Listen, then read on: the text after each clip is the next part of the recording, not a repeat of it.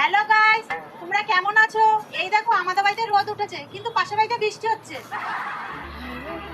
তোমার মা সারাদিন ফোন নিয়ে পড়ে থাকবে আর আমি রান্না বান্না করে যাব না? ছাড়ো না, এই বয়সে একটু ওনার এইসব ভালো লাগছে তাই করছে। এই বয়সে না, এই বয়সে তোমার মা বুড়ি হয়ে গেছে, তাই তো? দাঁড়াও। এই বুড়ি, গাইস তোমাদের সাথে পরিচয় করে দিই।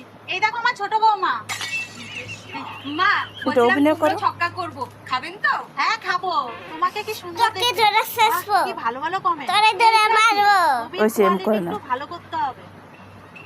ঠিকই তো, কিন্তু একটা ভালো ফোন কিনতে গেলে তো অনেক টাকা লাগবে। যাই বাবুকে গিয়ে বলি গা। বাবু, আমাকে একটা আইফোন কিনে দিবি? আইফোন? আপনাদের বংশে কেউ আইফোন কিনেছে? তুমি চুপ করো না, আমার থেকে তো চেয়েছে। চেয়েছে যখন দিয়ে দাও, এরপরে ল্যাপটপ চাইবে সেটাও দিয়ে দেবা।